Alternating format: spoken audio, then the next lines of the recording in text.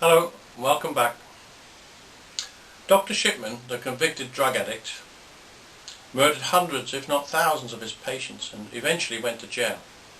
His wife, however, continued to receive his N.H.S pension, reported to be around £100,000 a year. Something wrong somewhere, no? Have any heads rolled at the GMC or BMA, General Medical Council, or the British Medical Association, as a direct result of their bad management in the Dr. Shipman case, or in any other cases where patients have been killed or injured? If not, why not? They happily take larger than life salaries for running these organisations which are supposed to monitor and police the medical profession. So why should they not also have to stand up and be counted when things go wrong? Who appoints the 14 members of the governing council at the General Medical Council? Who are these people? How did they get their jobs? What salaries do they enjoy? What other perks do they enjoy? This information is not available on the GMC website. This is a government-funded organisation, and we, their employers, have a right to the answers to these questions. It is almost impossible to get a doctor struck off the medical register. There are a series of 7 different committees the case has to go through, and this process can often take up to 2 years. And all that time the doctor that's maybe killed your husband or wife or child through incompetence is still working. And if committees number 3 or 6 decide not to take the case further, then you have no right of reply and the case is dropped. You have no right of reply if they decide there's no case to answer. The medical profession. The committees are mostly chaired by doctors and a few friends of doctors from the public. The GMC is responsible for licensing 260,000 doctors in the UK. If we divide this number by the number of non-death blunders, in other words cock-ups and mistakes that are made by doctors, there's 860,000 of these every year.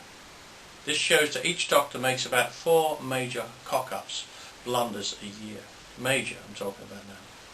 Now, how many doctors do we hear of that are investigated by anybody, GMC or anybody else? We don't, do we?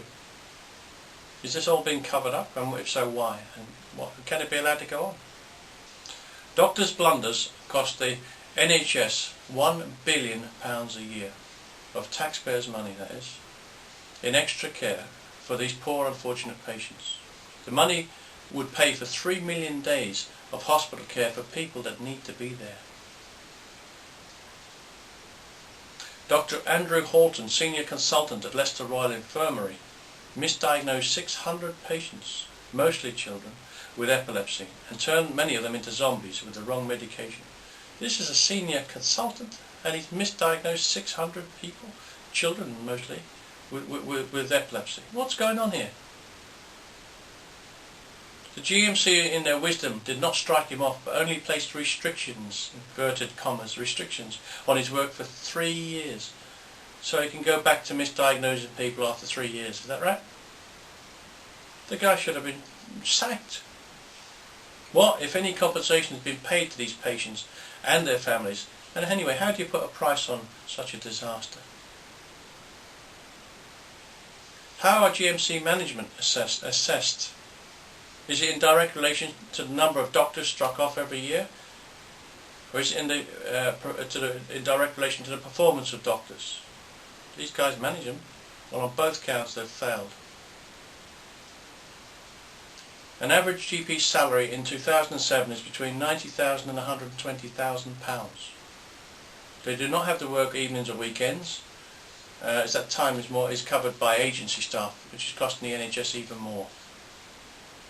The crazy thing is that many of the GPs that will sign on as agency staff, and they'll be the same guys doing the same work, but they're getting 3 times the rate of pay.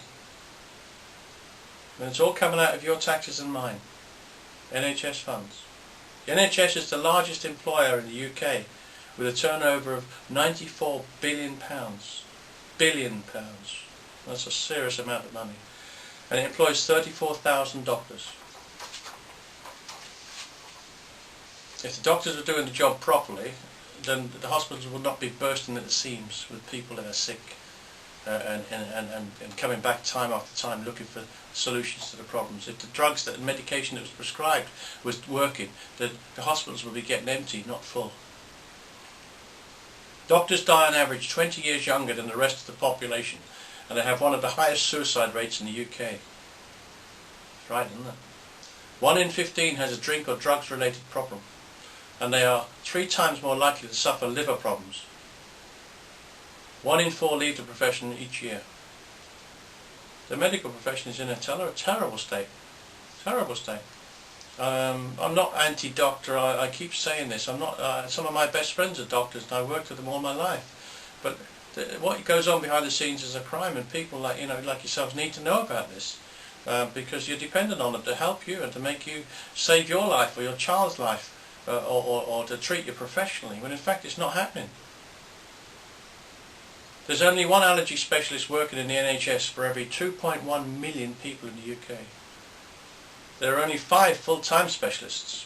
It is estimated that there are 18 million allergy sufferers in the UK, about 1 in every 3 of the population. There's a 2-year waiting list to see a specialist. Well, quite frankly, if there's a 10-year waiting list, it wouldn't make any difference when you get there, because most of the time it's not an allergy you've got, it's a food intolerance, and they're not looking at that. Look back at my first and second videos on YouTube, and you'll see that explained to you, the difference between an allergy and an intolerance. The cost to the NHS of treating a single allergy patient, listen to this, this is frightening. The cost to the NHS of treating a single allergy patient, if they're an inpatient, is £40,000. If they're an outpatient, it's £27,000. 1 person. What an incredible waste of taxpayers' money, when in most cases all that's needed is a simple food intolerance test. And I've proved it 10,000 times. £40,000 to treat 1 person in hospital for allergies, and it don't even come out cured in most cases. And £27,000 when they're in outpatient departments. £1 billion of NHS funds is used in the treatment of allergies each year. £1 billion. That's serious. What's that? Million. That's a lot of money wasted on a test that doesn't work in most cases. Okay, I'm going to leave you now. We're running a little bit tight on time on this video. Obviously I'll be doing the next one, so do tune into that and hear some more interesting facts and figures. All the very best now. Bye bye.